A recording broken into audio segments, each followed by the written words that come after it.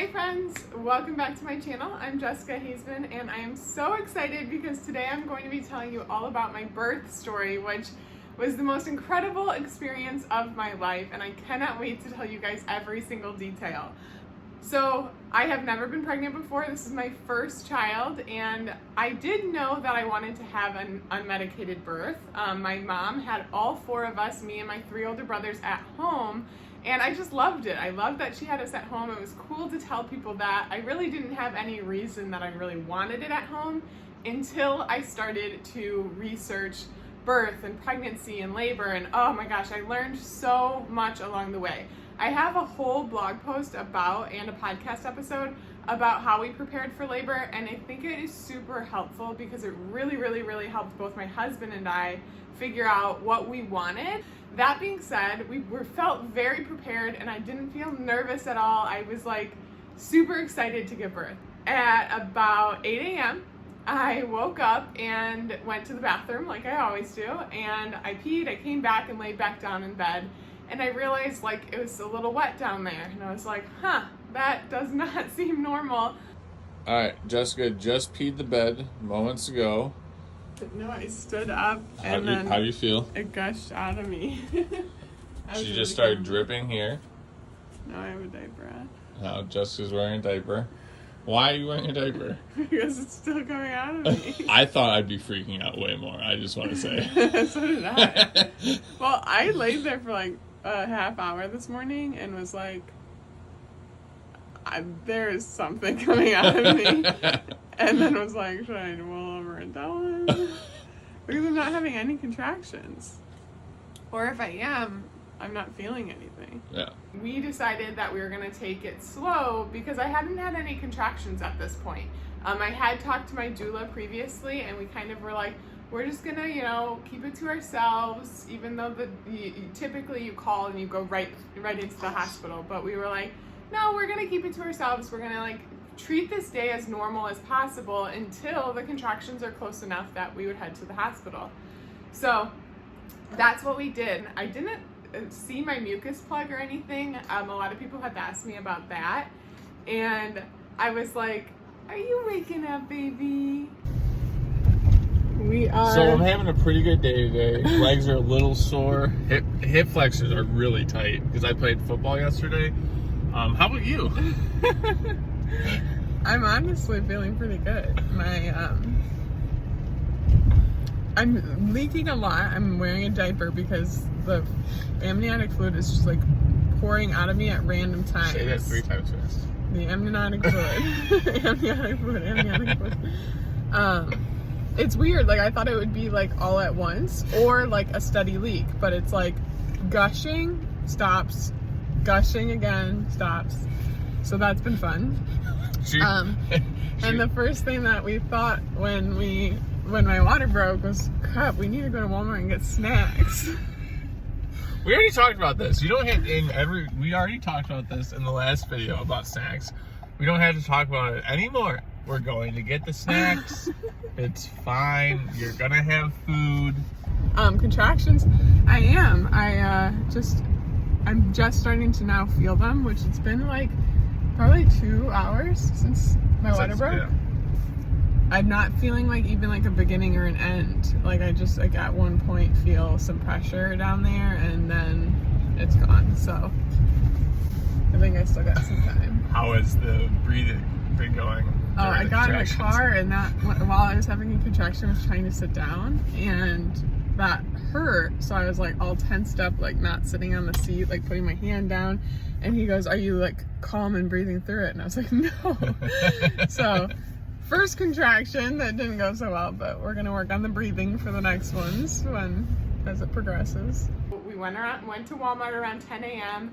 and in Walmart is when I started to feel contractions. And I'm in a public place and I'm like, very interesting feeling. And it was really cool to finally feel them because I didn't have a lot of Braxton Hicks contractions in my pregnancy.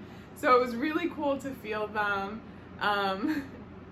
And just know what to expect. So I just we went shopping, we got everything we needed, we stopped and grabbed lunch, and then we went over to my mom's house because my brother and sister-in-law were in town. And that's when it started to get uncomfortable. I was realizing like I had to walk away a few times and like breathe through a couple contractions, and I was kind of shocked because, you know, I had no contractions at 8 a.m. and then by noon when we're eating lunch, I was having some pretty intense contractions and like really having to breathe through it. Hi, baby.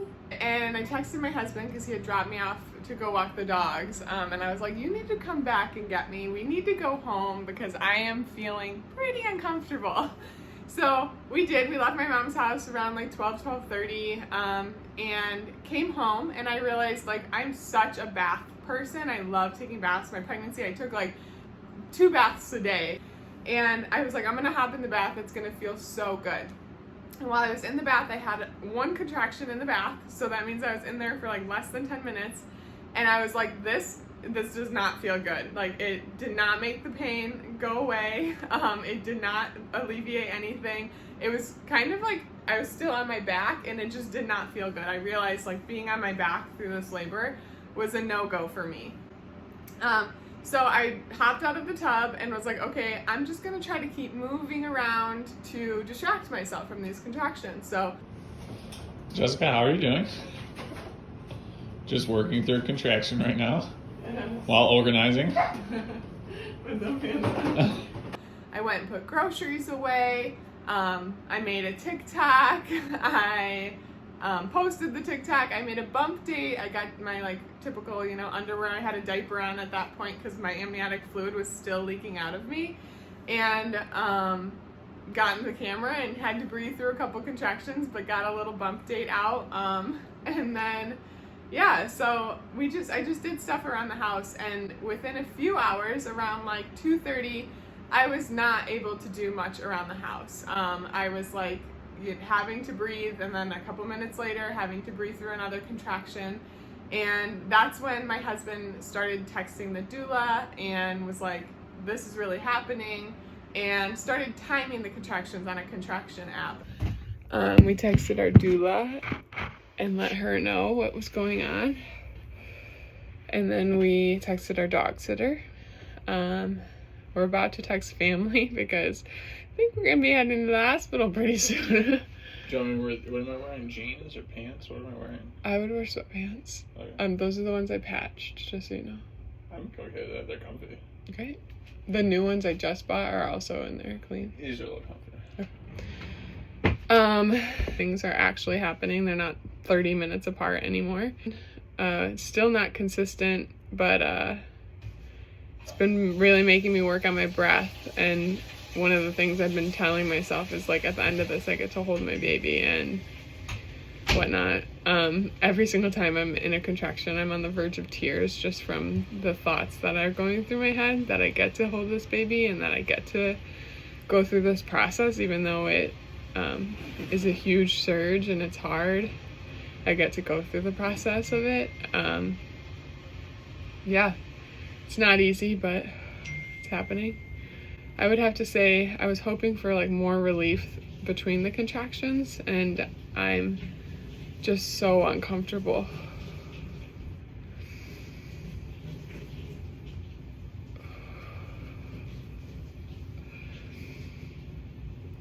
Oh, this is good.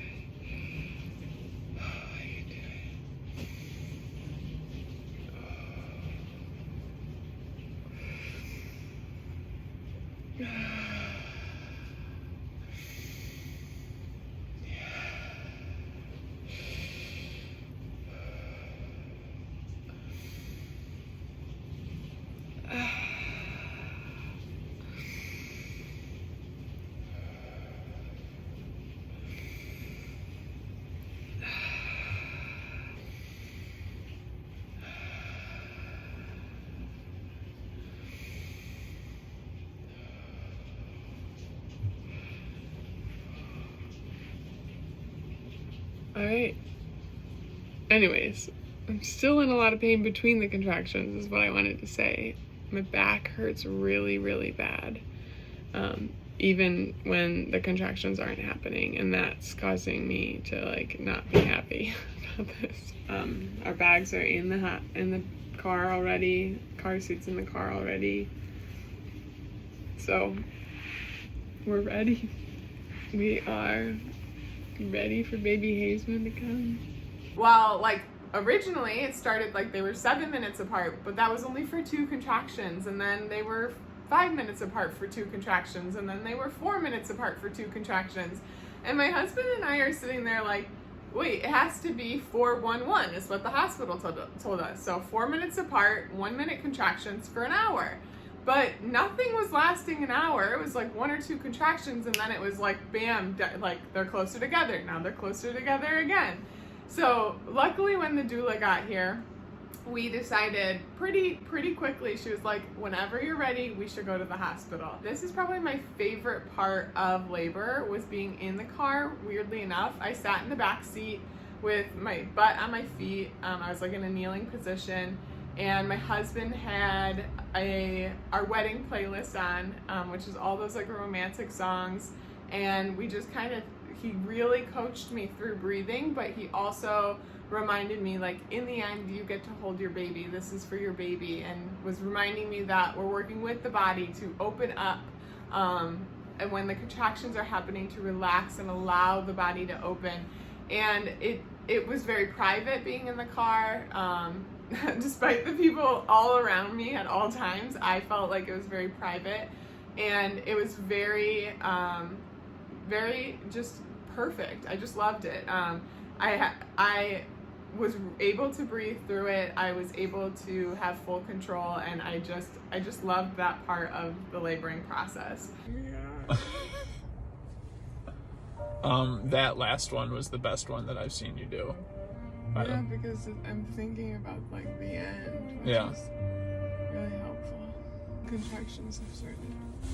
But throughout the whole day, like me moving around and doing stuff, my husband was so helpful and was like holding my back while I was having contractions. He was telling me to breathe through it. He was telling me to release the tension in my hands, in my face, trying to straighten up to get a lot of breath in there. And he did a really great job of coaching me through these earlier contractions, which helped so much later on. The next part I didn't love so much. So once we got to the hospital, we got into triage, and everyone talks about triage, like, you know, they never believe how far along you are kind of deal. And you gotta make sure you're not covering your nose, baby.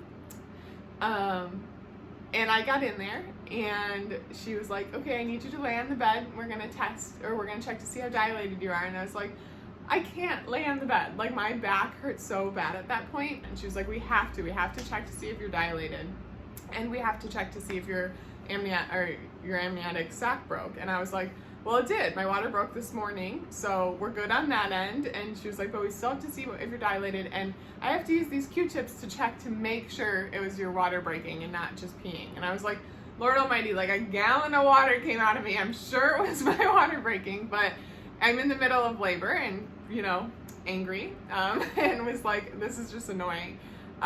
So finally I was like, fine, I will lay on the bed, and I climb up on the bed, and the woman gets a phone call, I kid you not, and walks out of the room. And after I had gotten the strength, laid on the bed, and now I'm in excruciating pain and discomfort for laying on the bed.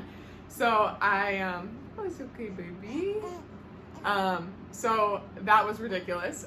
So she leaves the room, and I look at my doula and my husband, and I was like, I need to get up. I can't lay here. I don't know how long she's gonna be out there.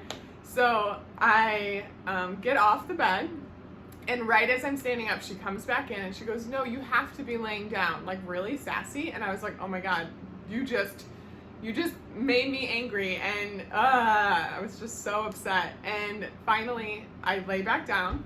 She checks my she goes to open me up to check the dilation, and she's got her little Q-tips, and she starts explaining, like, I'm gonna touch the inside of your thigh. And I look at her, and I'm like, please just do this as fast as possible. Don't tell me what you're doing, like, get in and get out, because I need to stand up. I'm so uncomfortable.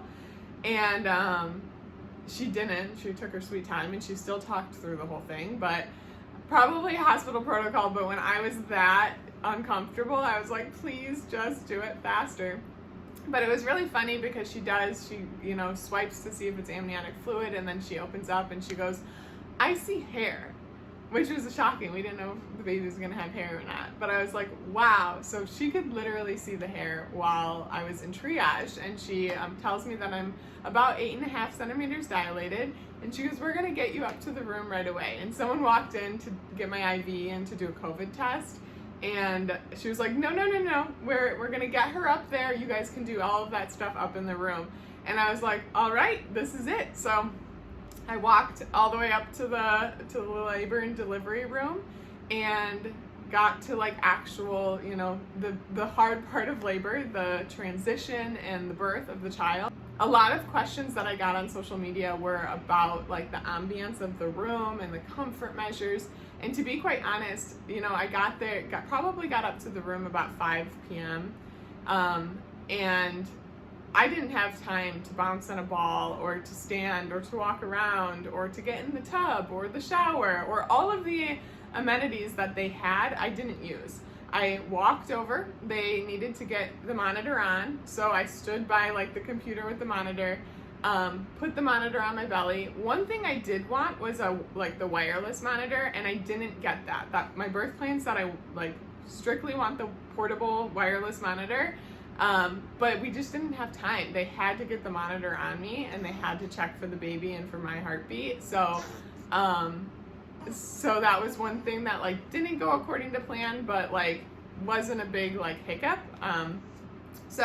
They got the monitor on me. I stood by the computer and I just swayed back and forth, and that's how I was most comfortable, was just standing there with my arms up like this, resting on either side of me. And I had the monitors on. I was gushing blood everywhere. I was making such a mess. I'm kind of glad I wasn't at home doing this, because I didn't have to clean it up. But it was just such a mess, and it was just such a cool experience.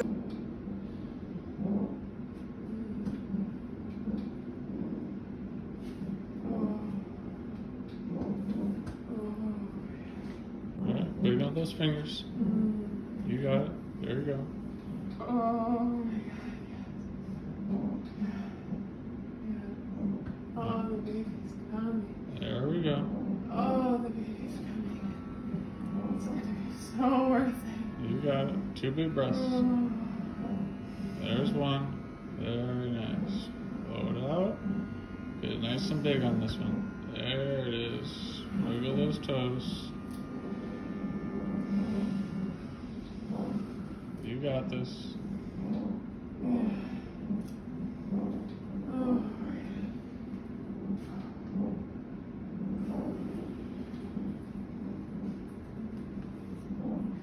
I was really happy that my husband was in the position to coach me and did a really great job, as opposed to, I thought he was kind of would have been more on the sidelines and my doula would have coached more.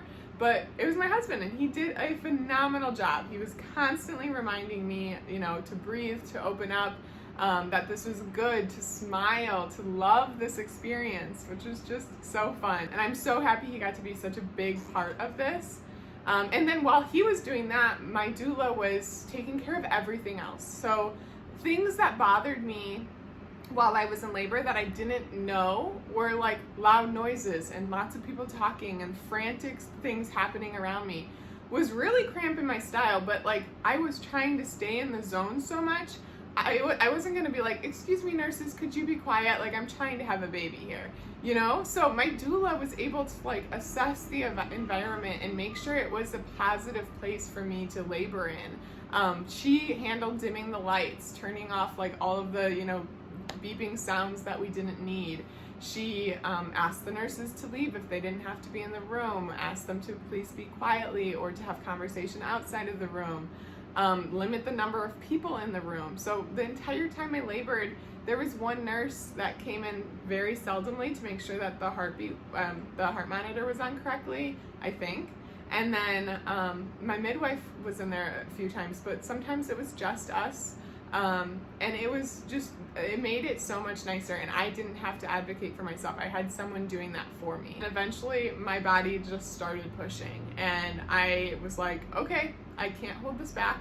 I told my doula, she called the midwife and was like, she feels like she has to push, she's pushing. And my midwife was like, then we have to check, you have to lay down, we have to check to make sure you're dilated so that you're not trying to push through 9 centimeters. Like, you need to be fully 10 centimeters dilated. And I was like, all right. And I got on the bed, I flipped over super quick. She looked, she saw the head crowning, and she's like, you're good, flip over, start pushing. Jessica's fully dilated. And baby Hazeman is ready to make his or her debut at any moment. Oh, baby, come on. Come on, baby.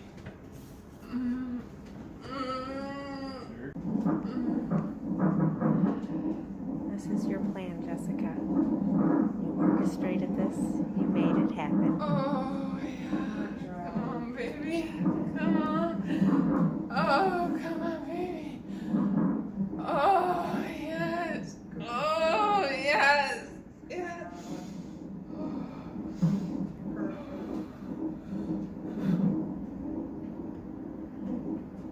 Oh, yes, baby. Oh. Oh, yeah. Oh, yeah. Oh, yeah. Come on, baby. Oh. Oh. Yeah. There you go. You got this, Jessica. You're gonna be holding your baby in your arms in just moments. Breathe, sweetheart, breathe. I flipped over onto my knees and I was like in a squatting position. I had my knees on the bed and my hands up on the railings, which was annoying because I had my IV in my hand, so it was really uncomfortable. I have to say that was another thing that went against my birth plan. Was originally I wanted it in my arm, but they couldn't get it in my arm for some reason. I don't know why, because I don't even remember them putting in the IV, but they tried my arm, couldn't get it, put it in my hand. The hand was uncomfortable. I couldn't like really grab anything while I was in labor. So if you have the time, I would suggest getting it higher, but I didn't have the time and they did what they could. Another question I get all the time is, did I poop? Yes, I pooped. My doula wiped my butt. My husband had to wipe my butt. Didn't bother me while I was in labor. I was so in the zone. You don't even care. And to be honest, like, my husband didn't care. It's not like it changed what he, you know, how he saw me at all. Amazing. You are amazing. Yeah, you got it. You got this, Jessica. Amazing, you're almost done. You got one way to go. You got it. Burn. But it's almost done. You're Take it in. almost You got there, it. honey. That baby's crowning, you're just slowly moving your tissue out of the way, stretching, it's all good. Oh. You did it. Once I flipped over and started pushing, I pushed once. Her head started crowning further, and then I pushed again, and she was out. She came out super quick. Next one, you can do this. Feel the baby. There baby. You want to put your hand down and feel? Yeah, I can feel it. Yeah. I can't poop. Oh, I'm so weak. You got it. Oh. You got enough to get this baby out. Yeah, that's the baby. I want the contraction now. Oh, strong work.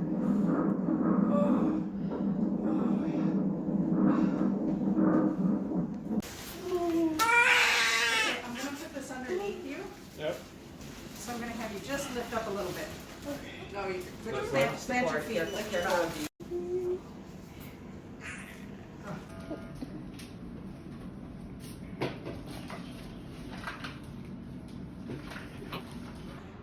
I blame it, or I give credit to the fact that, like, I went to the chiropractor every day of my pregnancy. I was really active, had a really lucky birth, but also, like, I knew how to let my body push, and I waited for my body to be ready to push.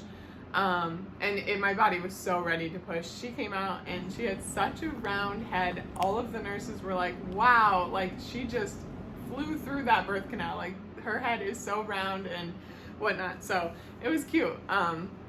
When she came out, I did tear. I it wasn't even a 1st-degree tear. It was just like this tiny little tear that she stitched up and was like, I just feel more comfortable stitching it up because it'll keep the urine and stuff out. So yeah, I did have a little tear, but nothing too bad.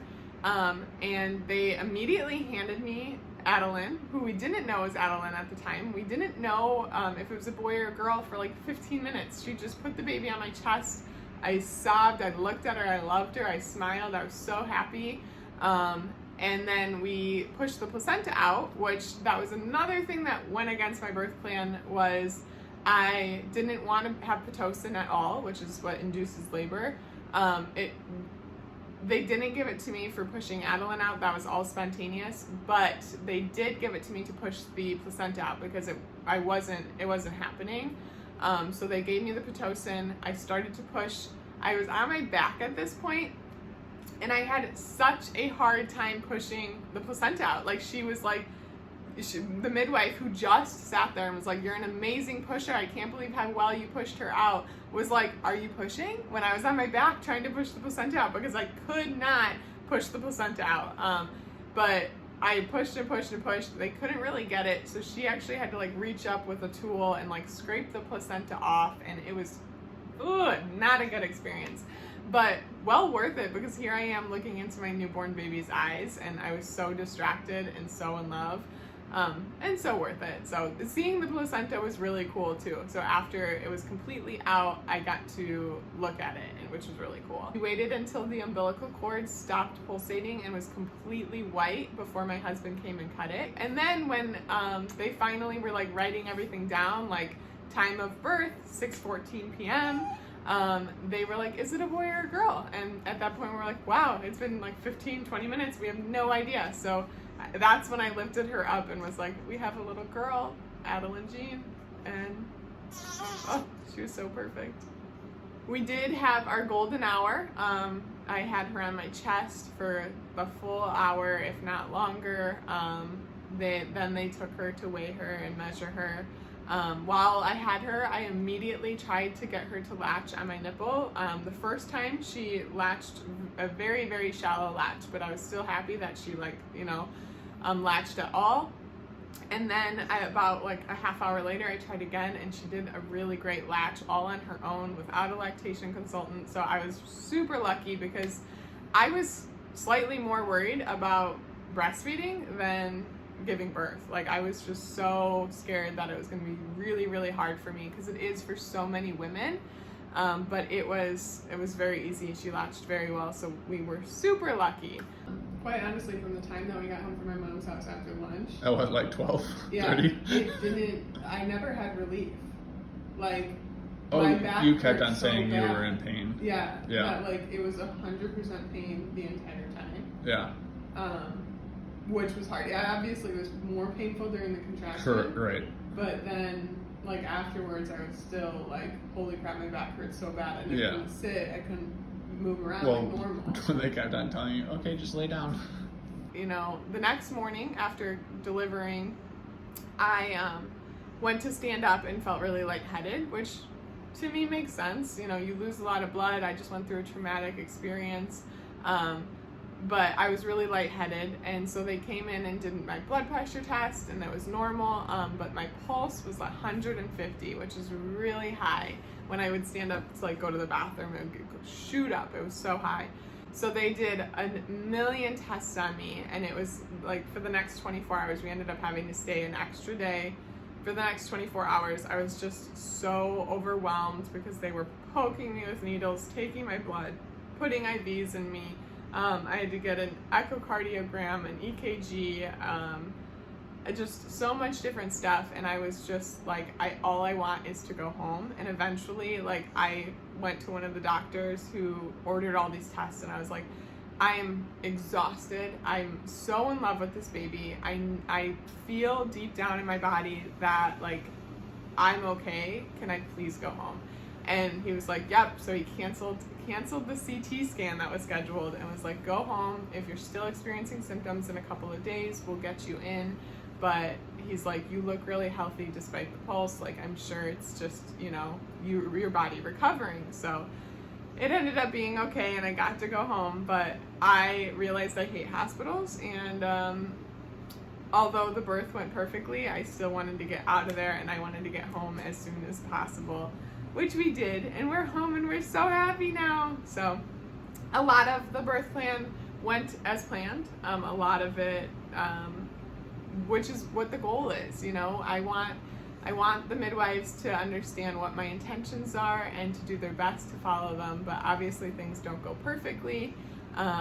But my whole experience, despite even a few things going wrong, was so perfect and so incredible. Throughout the whole thing, I talk about, like, we had surges and it was opening up, and I tried to not talk about the pain. I tried to focus on the positive, and I tried to smile throughout it, which helped a lot. Another thing is we never let, my doula made sure of it, never let the midwife offer medication or pain relief. Never let the nurses offer pain medication. I just didn't want it to be in the air. I wanted it to be solely focused on, you know, having this unmedicated birth and using my body and trusting that my body knows what to do, because I was made for this. And that's it. If you guys have questions at all, let me know in the comments below. I'd love to answer them and do a little Q&A. I know that this is a long story, but I'm so happy that I have it documented, because it was seriously the best day of my life. Thanks so much for watching. If you liked this video, please give it a thumbs up and make sure to subscribe for lots of motherhood, cleaning, organizing, and all of that good stuff.